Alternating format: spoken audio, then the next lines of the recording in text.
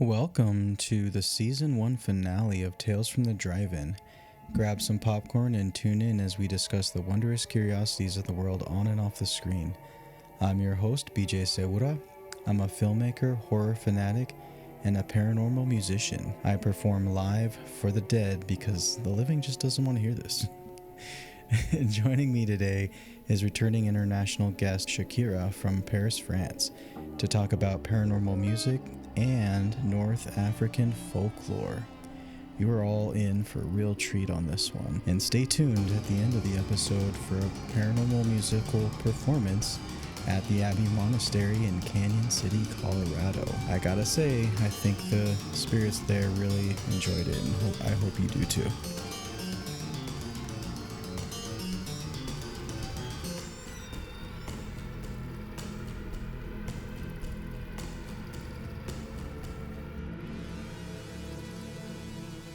This is Stanley. Everybody, this is Stanley. This is one of the newest members of the podcast. He will be making an appearance next to our other guest. What's his name? Norman. My God, I can't even remember Norman. So Norman is the one with the skull shell. Yeah. I know Norman. But you know Norman, yes. Is it the first time for Stanley? Yes. Oh, yes. I'm lucky. Yeah, so Stanley. Yep. I did put Stanley on for when I did the Abbey Monastery, but I haven't released the one yet. But it is just like a YouTube video showing the sounds that I showed you. So, but no, this will be the first time Stanley will be on the podcast. So. Yeah. Happy. And I think I'm going to bring Stanley with me whenever I do remote podcasts, because why not, right? Yeah, and he's bringing so much good energy and right comfort, and you can always change the color different according to his mood. yes. Well, blue is supposed to be the color of fear, right? Is it? We have a French expression, peur bleue, that means blue fear. Blue fear, huh? Yeah. Huh. Why blue? I don't know where it's coming from, but fear is linked to blue. Maybe it's just in France, but well, I mean, you think of blue, you think of cold. Yeah, exactly. Right? True. And I think night sometimes, Yeah, in a lot of movies, and this is something that from my film background that I know, and I actually did a panel at the Colorado Festival of Horror when they talked about the different lighting, and back in the 80s they did a lot of the night shots were a lot of blue light. Yeah. So if you notice that Nightmare on Elm Street, right? When they're out and they go outside in it's always this dark blue lighting. So it's the moonlight, right? It's that cold color blue. So, and then I guess a lot of it is also contrast with the red, so that a lot of horror movies will do that, which is awesome. Yeah, I saw I don't know, it was on Instagram, just a pattern of movies, horror movies, how do you call it? The front page, not the front page, but the main picture. It was either red or blue. Oh, yeah. For which one? For most of them. Just for all of them? Yeah, the 80s, 70s, 90s, it was either red or blue. Yeah, and then I think about it, it's not a lot of different there. So blue, anyway, huh? Blue fear. You. Sounds like a nickname or Yeah. Blue fear. Blue fear, huh? Okay. It's interesting. So one thing, if you guys don't notice, we are in a different location. We're not in we are actually, I'm not going to mention the name, but we are in a library study room. And what's cool about this place, I actually just watched a film about a library study area. And you recommended it to me. What was the movie? Cram. I recommend so many movies to everyone. So Cram, do you remember that one? No. Cram it's on Tubi. but it's about this guy who he's writing a paper and it's late, and so he was trying to copy off of his friends, but they're like, no, you got to do your own work, and so they leave, and then he's stuck in the library all by himself trying to figure out how to write the paper, and then all this weird shit happens to him along the way, and he's like the only one in there, so it's kind of like, and then he gets transported into different areas, and he sees his friends again, but it's all kind of a weird fear-induced, like almost like a drug-induced like situation. And I think, like, for me, that movie it gave me a lot of ideas for a script where, like, I'm sure you studied in libraries and stuff before. Maybe I don't know if you've ever been under like a lot of pressure to get stuff done. Yeah, I was like a lot of student, I guess, to wait the last minute. Because if I was not under like this huge pressure of time, I would just be like, I'm still fine, I'm still okay. And then being like, what I have done. And having to work for hours, like super pressured. Yeah. No. And I think about that, and I think about just where your mind goes. It goes everywhere except for where it's supposed to be. Exactly, yeah. So you're thinking about, whatever, anything else. And then, again, if you're in a creepy, like, library or a school library, it's scary if you're there just by yourself, just you and books and darkness, right? Yeah, I mean, especially schools in general. I mean, I remember speaking with my history teacher because just loved his class. I was maybe 13 or something like that.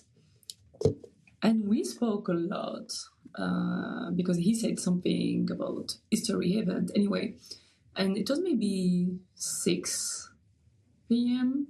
So everyone was gone or to their sport activity and stuff like that. And he went on the other way because he was joining the teacher parking, or I don't know. Anyway, I was alone in this hallway that are usually like super crowded and nosy and full of students, and I was alone and I freaked out. I freaked out and I heard a noise, like, the noise of a chair that you just pull and like this, like this noise, and I ran. I was like, I need to get out of here. So that's funny. Yeah, I mean that happens in cram, but also I feel like so the monastery, I went to the Abbey Monastery, and that's what it is a school for boys, right? And there was a lot of classrooms and a lot of you just felt the energy. Like every floor had its own vibe, and every room had its own vibe, and like you could just feel it. You could feel just the it just felt like there were a lot of spirits there, just a lot of different things going on. But yeah, I don't know, like, especially, so I went to college at CU in Boulder. And okay. Yeah, it's a cool school, and a lot of, I guess, older buildings as far as Colorado is concerned. But yeah, there's definitely a lot of vibes of just something else. It's not just empty stacks of books. Like there's just the way it's built, and there's different levels, and it's like, I don't know, I want to go upstairs because it's like I'm all by myself. And I mean, I would usually bring headphones and listen to music, and then it was fun. But this is worse because when you have your headphone on, you can't hear the danger coming. You can't hear anything. Right. But I don't know, like, I feel like I want to be aware of everything if I'm in a situation or in a place where I'm feeling something. So, and in most of movies, usually the person with headphones is like, like clueless, and then Well, right. But like, yeah, I guess. So that's why you don't want to have like noise canceling as well, right? Because it's like, not only is there music, but then there's noise canceling, and then somebody could just be like yelling behind you, I'm going to stab you right now. Behind you. And then you're like, just not think of anything else. Exactly. So, yeah. But see, that's what I want to do when I go to these haunted places, is listen to music and play music for the spirits and all of that, because I think that they respond to that. And I think music, because it's got its own vibration, right? Yeah. Like, there's something about it that I think spirits can gravitate to, or at the very least tell you they don't like it, or or whatever. I love the fact that like I don't like that. Play something else. Right. No, it's true because most of haunted place people go there and they just want proof, right? They want interactions, they want to speak. But yeah, if you're a bit like, okay, some spirits, some souls are still there, maybe they want something more than just discussion or answering yes or no, who are you? Yeah, maybe they want to enjoy and have a little party and some music. So super thoughtful from you to have be like, I'm going to just play some music.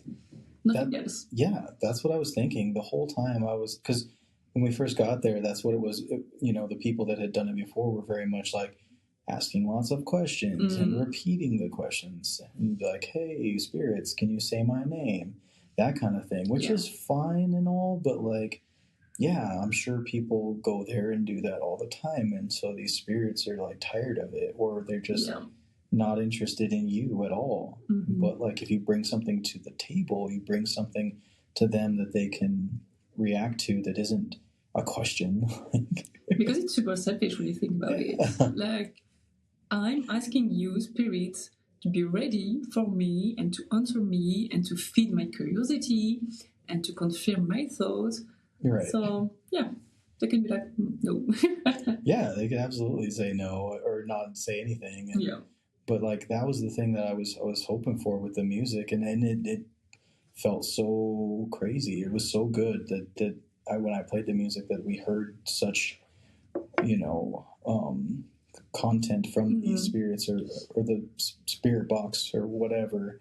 So it was cool. I'm not great enough at it yet, but I think I told you, but I'm going to play my violin. I'd like to go down there and play my violin and see how they react. Because I think like in a place like that, like the acoustics in those places, especially in castles, are just amazing. And I think, even if they don't like it, they can... they're dead, so it's not like people are going to complain too much. Right? I mean, for once they're listening to music, so like, okay, it's not great, but it's live music. It's not recorded music. It's live music. Come on. Right. So I was thinking of like a band name. Like, what's a good band name for like for Dead Ears Only or something? Something like that. I mean, there's so many options. Right. Just because I don't play for the living. It's You're right. They're ungrateful. They're ungrateful, and they're judgmental. Judgmental, yeah. But I think it'd be kind of fun to have spirits judge me. I'll be like, all right, like you don't like that one, all right, let's try something else. And I mean, music has been like crossing the age, so it's like you can't go. I mean, you are right when you say it's another level of vibration or emotions. I mean, no matter where you are, what time it was, music has always been a big thing to express, so many kind of idea, emotions, vibes, etc. So and we weren't, and that was the thing that because when we started playing the music, I'm like, what do I even play? So we thought about like the music of the time, and we thought about like kind of like folk music, like folk country kind of music, and they really liked that. And so it's kind of just, picking and choosing. Like, I wasn't going to be playing Taylor Swift or anything for them. Yeah, I think they're going to be like, this is awful. Get stuff thrown at us. Yeah. But stop it. Right. No. I would have to do the same. Right, yeah. But no, I mean, that's what I'm going to try to do more is, and that's, I think, should be what you're doing when you go to these places, right?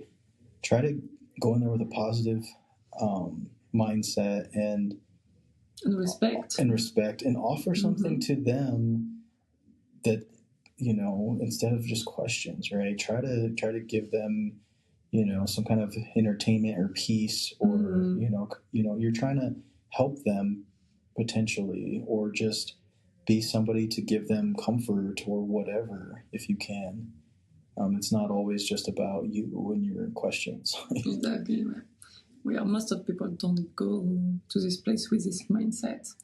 It's more about, I want to capture something big, I want to capture something sensational, and I want to feel things. So it's very selfish. Yeah, and bit you of see curiosity. you see that on TV all the time, right? Yeah. It's like, what was that? And then, Yeah. you know, they're wearing tons of makeup or whatever. Yeah. Yeah, so like this TV show, it's an American one, Ghost Hunters? Or I think so. Encounters. Ghost Encounters. Mm. And I'm tired after 10 minutes. Like, just like, come on. They are so nosy and with all their instruments and with talkie-walkie. I heard something upstairs. There's something downstairs. Like, Right. Yeah, it's a little ridiculous. And yeah. I think one of my co-hosts on Three Haunted, Ashley, she's very intuitive, so she has these gifts and she can feel a lot of energy and all of that. And so I think with her, I would like to go, and John, our other co-host, because I think the thing with them is they want to do it more of the old school, just sit, feel, yeah, you know, don't try to like draw them out by pissing them off, like you know, be respectful, like you were saying, like don't do anything crazy. Yeah. So. And it is dangerous. I mean. Yeah. The last thing you should piss off is a ghost or a spirit or something like that. Because they could attach themselves to you, but then they could go to your house and then who knows, mess with your family, and you can even fall in love with you. It's part of the folklore I was going to mention. So let's get into that actually. So folklore. Talking about urban legends, horror, folklore from North Africa. Is that what you wanted to get into? Yeah. So what do you got? So just to make the link about what you said about respect, etc. In North Africa, in a lot of Middle East country, there is this rule about when you come to a house and it's empty for like days or even weeks or months or years, you greet, like you say hello, even if it's empty. My mom would say you have to do it all the time. Not even if you leave for like just a day, if you come back to your home, even if it's empty, you have to say like the official greeting formula. And I was like, this is dumb, why? And also a small fear of what if someone is answering me back? And in fact, it's because if there is anyone, and by anyone, of course, we are talking about ghost spirits or something like that, they feel that you are coming with respect. Yeah. So I was like, okay, now it's making sense, because then later, when I was listening a lot about some people doing some spiritism sessions, some any kind of interactions or trying to connect with dead people or things like that, they were mentioning it's super important to say hello and goodbye at the end. Mm-hmm. So there are like small rules like that I just grew up with. And then when I was a lot into all this kind of stuff, I was like, oh, okay, it's not just about North Africa culture. It's about something that anyone who will be interested in paranormal or communication with the spirits will do. So there is this rule. Also, my mom was like, not only my mom, to be honest, like more my whole family. For example, you don't look at yourself in the mirror too much or straight in the eyes, and especially in the night. Yeah, why not? I thought it was something like just, okay, like Arabic people, folklore, or something like that. Well, just because apparently vanity is like the first door to open to like welcome some potential bad spirits. So, and also the fact of staying like naked for too long in the bathroom, for example. So basically a lot of things are happening in the bathroom because they are known to be way more present in any place with water. So the naked things, because so a jinn, the equivalent of a spirit, they can be good or bad, can fall in love with you, can be attracted to you. And if he's falling in love with you or in love with you, it's done for you. You will be never happy in a relationship. You will never find a husband. You will be always attached to this jinn until and if he decides to leave you alone. So that's upsetting. Yeah, I know. And you're talking like a jinn? Is that like a genie kind of thing? Yeah, I've heard that word mentioned a few different ways. Yeah. In cultures, I've heard that the jinn are not dead. I've heard in some cultures. No, they're spirits. They're not dead people. They're like spirits from the beginning. This is a huge difference. They're not like someone who was living, got dead, and now he's like in between two worlds. Jinns are like the equivalents of just, a spirit that's always been a spirit. And like an angel, maybe? Yeah, but they can be good and bad. Right. Yeah. It's mostly, people refer to them mostly as bad because most of them have bad experience with them. Mm-hmm. But has your family had experiences? Well, yeah. Yeah, I mean, I have a cousin. His job is, he's living in Morocco, and his job is to exorcise people that are like possessed by jinns. He was not doing that for his whole life, but like the last 6 years, he's been doing that. Why? I mean, like, it's like I was working as an engineer, but then I was like, no, I want to. He was not an engineer, to be honest. He was a bit like, trying to find his way. Exactly. Sure. Yeah, and then he just changed completely, get very religious, and start helping people who had like these kind of issues. I wonder. So obviously he's been doing it for a while now, right? Yeah. So does he tell you about these things? Yeah, I ask him so many questions because I'm super curious, of course, of that. And I mean, it just joined everything we always been told as Moroccan person. So yeah, I mean, he told me most of the person he's going to help are women. And I don't know if you have noticed, but most of possession movies are women. Yeah. And I don't think it's, I think it's just the fact that women are first more sensitive and more intuitive, and maybe they can... Just better people in general. Yeah, also. I mean, let's be real here, guys kind of suck. No, I think they're just like more open to their emotions. Sure, yeah. So one of the other rules that make me also think that, in the bathroom, I always heard that don't cry in the bathroom. Don't cry in the bathroom? Yeah. Don't cry in the bathroom because first, so the bathroom is like in the house. It's the place where they can be the most present because they like water.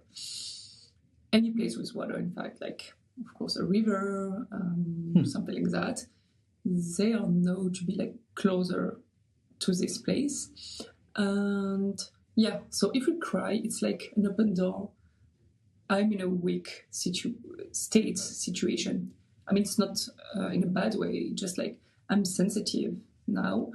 I'm feeling so many emotions. And when you feel like that, when you're crying and feeling depressed, feeling helpless, I mean, most of the time when we are sad, we are convinced that nothing is going to get better. We are convincing ourselves that we are having, I don't know, a bad moment. It's going to stay like that. And it's like in contradiction with just like having hope and faith. Yeah. So for them, it's a perfect moment to get in. Yeah, that's that like low vibration thing, like high vibration versus low vibration. I've heard through many different podcast episodes from people is that if you're at a higher vibration, meaning you're positive, you're feeling, you're more in touch with your higher self, that kind of thing, that the spirits and things that you encounter will also be of that light. But if you are, like you said, depressed, sad, in a bad point in your life, you're an easy target for them. And because you leave space in yourself. There's this void. And I think, it's way easier for them to like possess you or torment you because they are not feeling good. They are not feeling strong. They are not feeling. So what is your cousin? This is your cousin, right? Yeah. What is what stories, or is there any like situation that, or what how does he know that somebody's possessed? So most of the time is like, okay, sometimes it's just like a deep depression or something like that. He told me like the craziest thing he's ever saw. It was a girl very young, like 13, 14, crying blood. Right. And he was like, there was nothing. I mean, you can't say it's like, oh, it's makeup, it's something fake or whatever. So this one, he was like, this was crazy. Yeah. The second thing he always noticed is like a super strength. Like as soon as he's starting his exorcism process, the person will like, of course, try to push things, run away. And he told me sometimes you see like super skinny girl, young, and you can see like 3 men trying to control her, and they cannot. Like, so this super strength is like. And the third thing he told me, he said there is always something in the eyes. So you can speak to the person when I start, and you can see she's starting to get possessed. The eyes are changing. So it's like no way to exactly describe it. You can tell it's not the same person. It's just a different person. Yeah. And then, of course, the voice. It's like you can see like a sweet girl, like having a girl voice, and then being like this deep man voice. So, how do the families like contact your cousin? Like, how does that happen? Well, most of the time it's like by how to say that? Word of mouth. Yeah, exactly.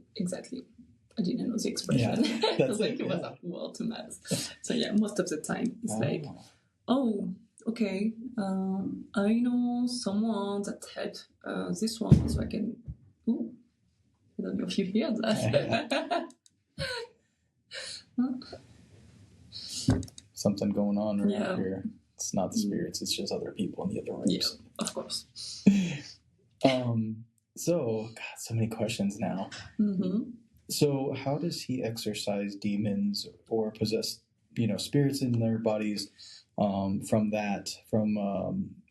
Muslim, right? Yeah. From the Muslim religion instead of Christianity, because Christianity, obviously, they have other ways of doing it, right? The ways you see in most movies. You don't see. That's the thing that I'm curious about, because you don't see the Muslim ones. I mean, or at least not in mainstream stuff. I mentioned in my Instagram page this series of horror movies that are from Turkey, yeah, the country, and they're all Muslims there. And I was like so happy. It's on Netflix, by the way. Okay. Like finally, we are like seeing it from other religion perspective. Same, I saw some Malaysian movies about possession. It was great and frightening. So most of the time, the process is the same because religions are mostly the same. So it's like a recitation of holy speeches to help the person. Mm-hmm. And sometimes it's not working. Right. My cousin was like, sometimes you can spend hours and hours and hours. Sometimes it's just not working, and it's not something you can explain. You have just to accept it. But then also, I feel like, I don't know, I feel like it's more present in this kind of country. I don't know if it's because they believe in it, or Like because if you go here? to Morocco, Like it's more present here than no, Morocco? in Morocco it's more present. Oh, If okay. you go there, you can speak to, I don't know, take 10 person in the street or 100, and I think 90% will tell you a story about something that happened. Jeez. Yeah.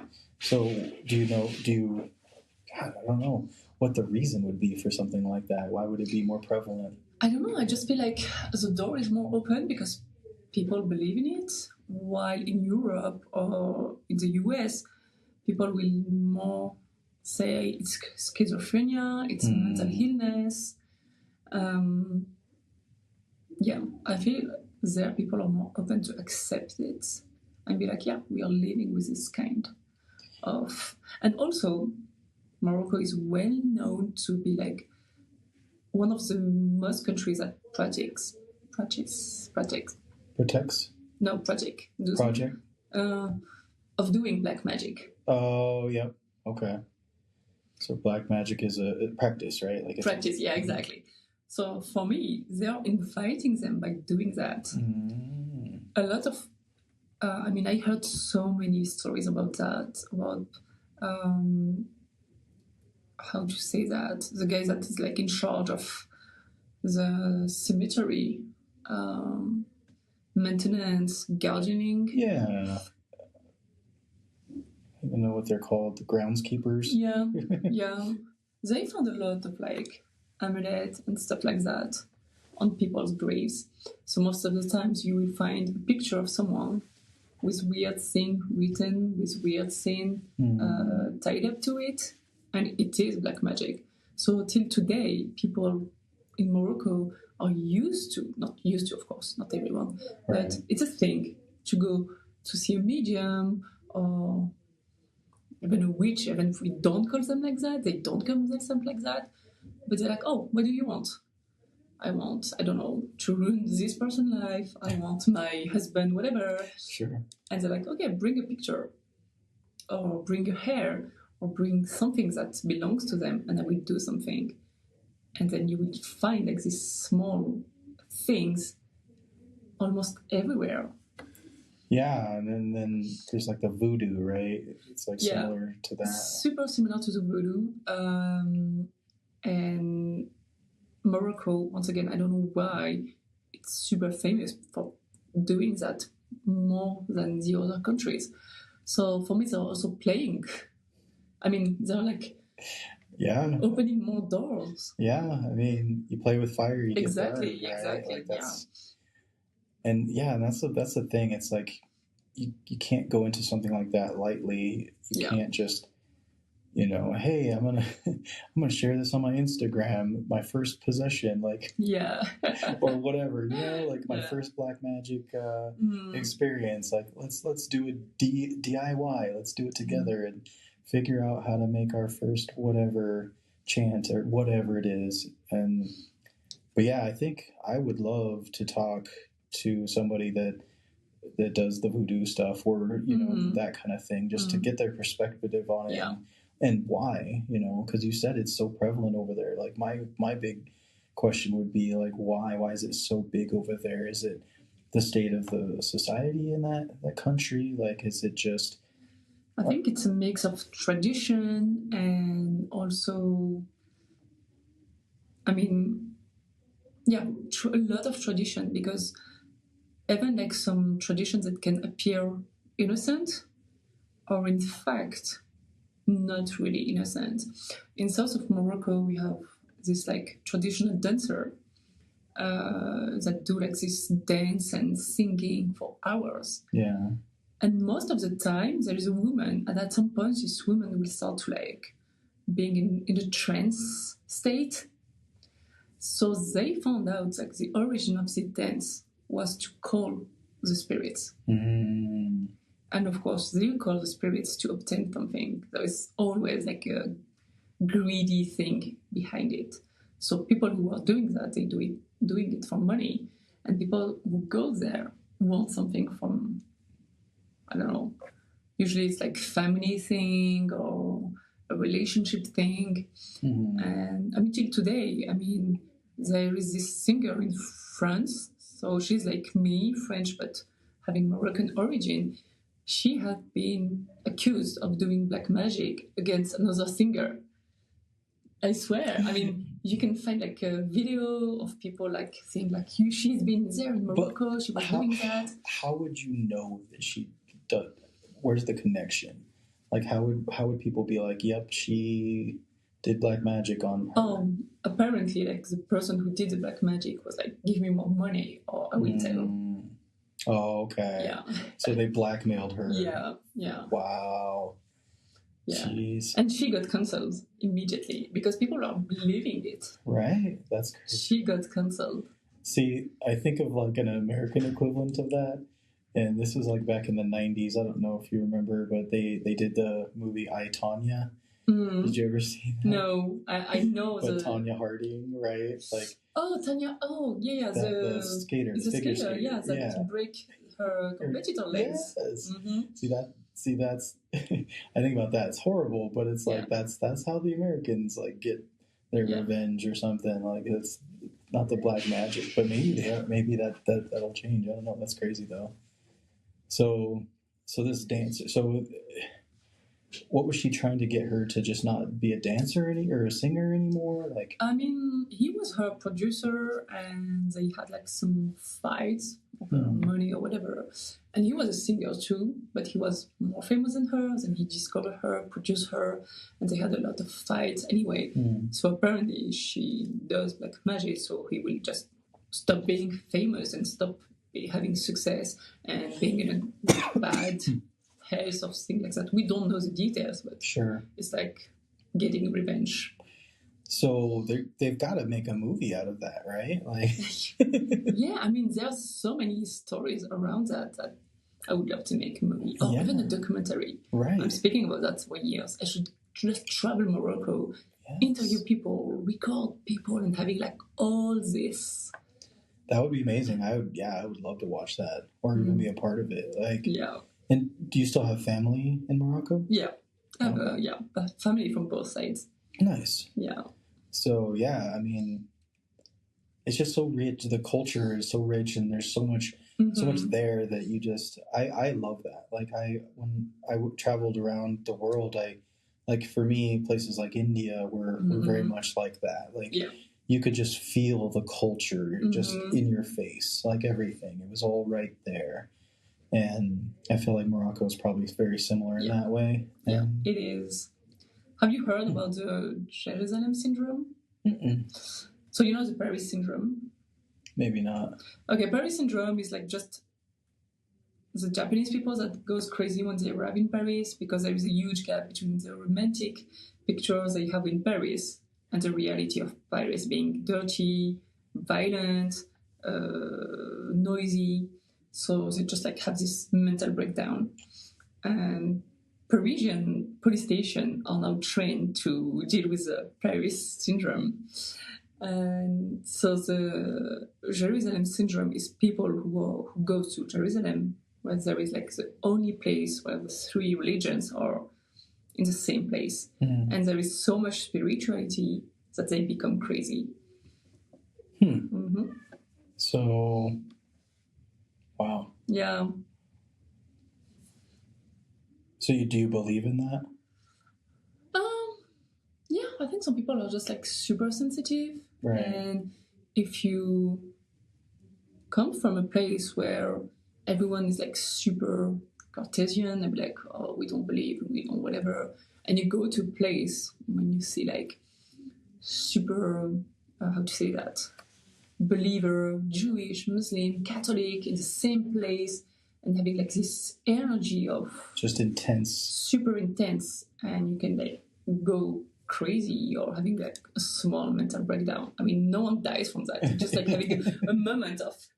It's just, I think I get that because for me, I'm kind of empathic, so like I feel feelings. So like if I'm in like I went to one of my friend's graduations, and she did, I wasn't gonna cry or anything. I was fine. Like but I felt like crying. It was weird.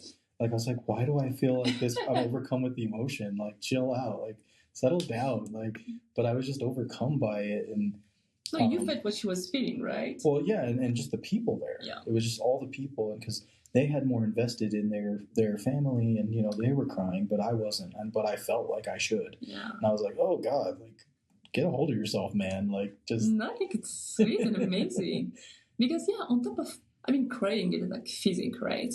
But the feeling of I'm proud, I'm overwhelmed with love, and from the parents and from the students, right? You can see like student being like happy to make the parent proud, the parent being super proud, and feeling just the sacrifice behind it, the hours that the student spent to get his degree, the parents have worked a lot to pay the university. There's so much behind in this kind of the moments that it just like it must have been something in the air. And it seems like in a place like Jerusalem, it's that way, but with religion, it's just. Again, obviously, there's so much pain and suffering over there, and there's so many people. Just the whole situation. We could talk forever on just that. Yeah. But I think it's not some place that. I don't know if it's a place that you would go for like a vacation. It's not. No. It's not like that kind of place. No. But I guess if you're searching, I guess I don't know what you would be searching for. Maybe some answers. Maybe some religious things. Maybe you're just. Or culture, history. Sometimes understanding. You can see some people praying, and you're like, wow, you can see they're in another dimension, in another state. It's like so much happening. I remember when I went in Rome for the first time, so I was visiting the Vatican, and at some point I was like just looking at the architecture. It was amazing, and I saw this man. He was just in a corner. He was on his knees, like praying like that. And I looked at him. It was like I never saw something like that. Yeah. His body was shaking. His eyes were like. I was like, wow, what a feeling! What a feeling! And I think that's something that, especially being here in Colorado, you don't see much of at all. Yeah. Like there are religious places. There are places where, churches and all of that. But like on the streets in the middle of Denver, you're not gonna see that too often. So that's, I don't know. It's that place along with many other places are on definitely my bucket list for sure. Yeah, Morocco, I think I would have to put up there towards the top because of all the things that you've been talking about. Just to be able to see that, see the culture, the people, just kind of get into the, not too far because I don't want to get lost in the, the witchcraft or any of that kind of stuff. Like just more, just to maybe just go to understand it more. Yeah, that was my fear, when I wanted to do this documentary, and I was like, where is the limit? Right. Because it's a lot of curiosity. I still have a part in me, even if I saw some weird things, I still have a part of me who's like, does this really exist? So I know that there is a part of me that want to witness something, to be like, okay, now I have no doubt anymore. Right. And then what do you do with that? I know, exactly. Like, and then what next, right? And I was like, where is the limit between, what if you go too much into it? What if something touch you after that, right? Yeah. But it's super interesting. For example, the music is always associated to, not bad thing, but like you hear a lot that the music attracts the devil, or the music can be the devil instrument. And it happened a lot in Morocco, and I'm sure so many people have witnessed that. But sometimes during Moroccan wedding, you can have like this person, usually it's always a woman, and I witnessed that at least 3 times in my life, that just lose control, and she's in a trance state, like shaking, and people usually just take her away. Like you said at a wedding? Yeah. Like the bride?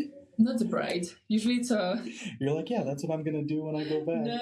It's like usually so just a guest. Okay. And because in Morocco we do like huge weddings, so everyone is invited. Sure. It's not like, oh, you have like this, it's like open house. Right. So it's everyone is coming, exactly. Yeah. And the person who is coming can bring with her like a cousin or something like that. I've been to so many weddings, and most of the time I didn't know the bride or the groom. It was just like a aunt or cousin, like, oh, I'm going to a wedding, you want to join? I was like, of course. And I was just joining. So usually it's like a lot of people, a lot of dance energy, because in Morocco dance is super important, so we dance a lot. And till like 5 a.m., 6 a.m. That's great. Yeah, and most of the time you start to see, I mean, they do this real dance. It's a traditional one, I guess. It scared me when I was a kid, I mean, till today. So it's usually women with like long hair that shake, you know, like metal rock band would do, something like that. Shake her head, but like in a repetitive movement with her hair, like synchronized with a music beat, and then just start to be like uncontrollable. Like, like start to maybe what would they do? Like convulse? Would they? Yeah, have exactly. Like, kind of almost like shake. a seizure of sorts or something like that. That's and are they doing that for a specific reason? Oh, usually it's starting like I would enjoy the music, and then it starts to be like unstoppable, and you can see it because I witnessed that 3 times. It was always the same. The music is going on, the dance floor is full, and all of a sudden you can see the moves are starting to get quicker and quicker and super, how to say that, regular, and people just know it. They're so used to it. They're like, okay, it's happening. So what do you do with that person? I don't know. I mean, the only thing I saw, it's like they just take her, because the 3 times I witnessed that it was always a woman, and once one, I mean, I swear, this is like one of the most craziest things I witnessed. So they were dancing, and there was like the table with like, you know, some pastry, some cheese, and with one single hand, she just like took the table and like sent the table in the air. Like really, I saw the table like that. So they just like take care. So yes, there is this huge belief in Morocco that music and dance can like attract more because they're like so much energy, and usually in the wedding, that's why it's like more likely to happen. They're like so much energy, good energy, not bad one, but like that they're attracted to that. Wow. I need to see that. I'm going to send you like this dance, because it's like a traditional dance. Do you know what it's called? I don't know how it's called, but I will send you so many videos and you will see. It's like a woman that just is shaking her head from one way to another, from up to down. And and apparently this tradition, when a lot of people were investigate, was to call the jinn or the spirits or whatever to have something. So I think that would be great. Just to, again, it is a cultural thing, and with the music, right? It's a specific kind of music, and it's drawing a very specific energy. It feels like, and then what's funny is when you say, I've seen it. And it doesn't feel like it's a big deal. Yeah, because it's become so common. I mean, now that I'm telling it to you, right? I'm like, it is crazy and fucked up.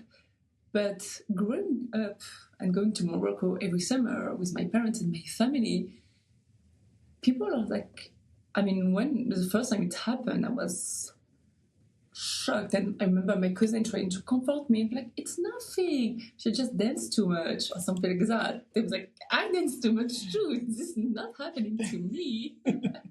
No, that's wow. Yeah. Is there anything else you wanted to tell about your cousin or the folklore or any of the traditions? I mean, there is something more serious happening. There is a bad thing. It's linked to witchcraft. And there were cases of murder in France like last year, and people were like, okay, it's linked to this witchcraft. It's not only in Morocco, it's like North Africa, but mostly in Morocco.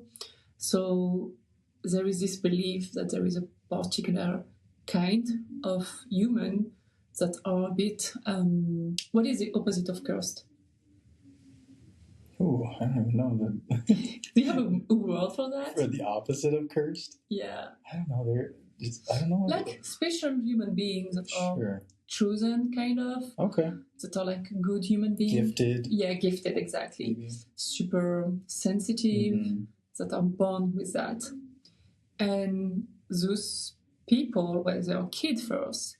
And they used to, what happened like back in time, people were like hiding their money and treasure and digging, burying them. Super hard word for me. Yes, burying them, exactly. Especially when France was colonizing North Africa and Africa. So people to keep their money and their treasure were doing that instead of putting them in a bank or at their place. So colonization happened, war happened. There is like a lot of treasure still buried in Morocco, in some empty places, etc. So these gift kids were used to be kidnapped because there was like the most wanted sacrifice for the genes. So they used to kill them to use their blood to find the treasure. Wow. I know. And the 3 specific signs for these gifted people is usually like a specific line in the head that is straight. Yeah. Okay. I think you have it. Okay. I think you have it. I'm going to check. Okay. And sometimes a stain in the eyes. Oh, okay. And something in the head. Anyway, and in Morocco, what happened a lot, they used to cut the hand to work with the hand in the area they were suspected to have treasure. And the last drop of blood was supposed to be the place where they have to dig to find the treasure. And so many people have been condemned and judged and sent to prison because they did it. Right, because you're hurting children. No, it's like a sacrifice. Exactly. Yeah, it's like sacrifice. And they are like the best target because they are so strong in the folklore and they believe that spirituality and all that of that. it's you have to kill them for us. Or so greed and all of that. Wow. Yeah. And this, you're saying that this has happened a lot recently? Well, what happened is that there is this French girl that had been killed and like sliced and put in a suitcase. And they found out when they found their body, and it was right next to where I live in Paris. It was like awful. They found a number written in her feet, 1 and 0, and some other things on her dead body. And the guilty one was a 26-year-old woman, which is super unusual. I mean, I listen to so many podcasts to know that 99% of the time it's a man. Yeah, not a 26-year-old girl or woman. Yeah, exactly. And she was Algerian. And people were like saying she was completely normal. And lately she started to speak about sacrifice, about voicing her head, about things like that. And this girl, I think, has some of marks that she's like a gifted one. Right. Yeah. And so people were like, come on, say it. It was just not a crazy person that murdered a girl. It was a sacrifice for this. Yeah. Yeah, that's scary. That's yeah, it's like frightening. And this isn't like horror movie stuff. This is like real life. This isn't stuff. It's a movie. Yeah, right? This is stuff that's real, that exists. Yeah. This isn't stuff that people made up. Mm-hmm. And again, it's based in the folklore and in the history of Morocco and North Africa and all of these things. And And as now immigration in France is coming from North Africa and Africa, it brings also the folklore and the belief. I mean, even in football, in soccer, they had like a scandal about one soccer player from Africa, I mean French, but with African origins, that made some witchcraft on Mbappe. Oh. Yeah. Yeah, no, I'm sure. I mean, whatever you can use to help your team or to hurt another team, right? That's wow. And just one last thing. So just after this case, a 3-year-old boy disappeared, and it was so interesting because he was like in this small village with like no insecurity, nothing. He was with his grandparents and he just vanished. No one saw him again. They recently found his bones, unfortunately. And the first pictures they showed him, like, warning, this person missing, etc. It was him with his hand doing like that. Just after, they changed the picture and they cut this part. And a lot of people were like, come on. We saw that he has like this specific lines that made him one of these gift kids, and that's why he disappeared. So he could have been one of those sacrifices in that practice to find treasure or whatever. Or something else. I mean, in Morocco, I know it's for treasure, but I'm sure there are like so many other purposes. Oh, yeah. I'm sure like to gain something. Yeah, exactly. Yeah. To have something, to be in relationship with the genes and obtain something from them. This is very heavy stuff, guys. Yeah.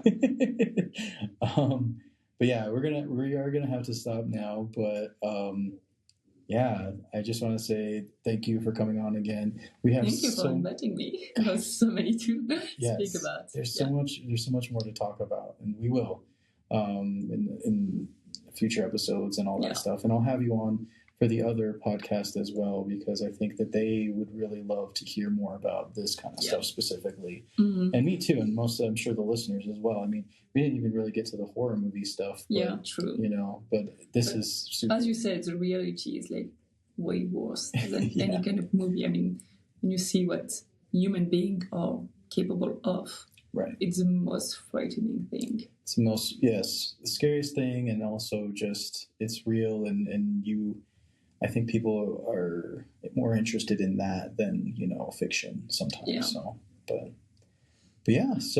I guess the next time I'll talk to you, it'll be when you're in Paris again. Exactly. And we can go more in details about these things. And I mean, now I can seek some connections, because when I was a kid, it was like, okay, it's part of my, how to say that? It's like two separate worlds. When I went to Morocco, when I was in France. But now I'm listening a lot to some documentaries, to some people, stories. It's all linked. It's all the same story. Whatever the country, whatever the place, when you look at it, it's like, because what I'm describing is like most of satanic crimes that happened in the US during like the 60s, 70s. Sure. It looked like it. But then it's happening now. Yeah, exactly. It's happening. Yeah. Well, I guess on that note, it was fun talking to you. It's always fun talking to you. But yeah, I'm glad I got to see you in person a few times while you were here. And, Same here. And then I'll definitely see you again when you guys come back, whenever that is.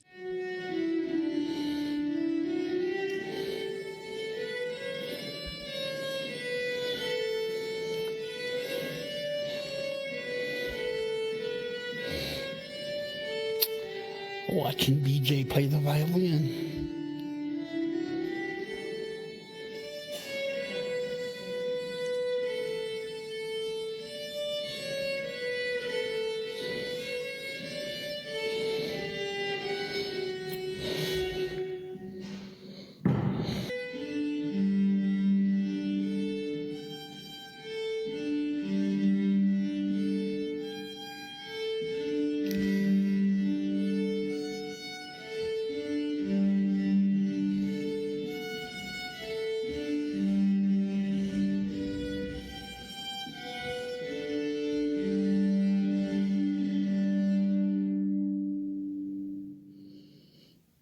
Play, please.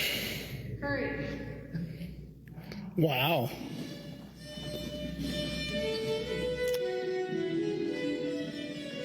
Yes.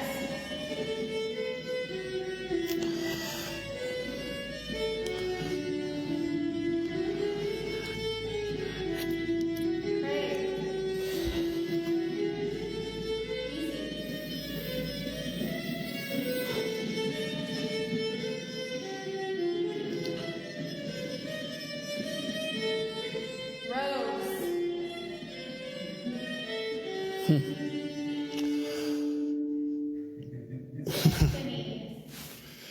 Yes. Listen. Symphony. It's good.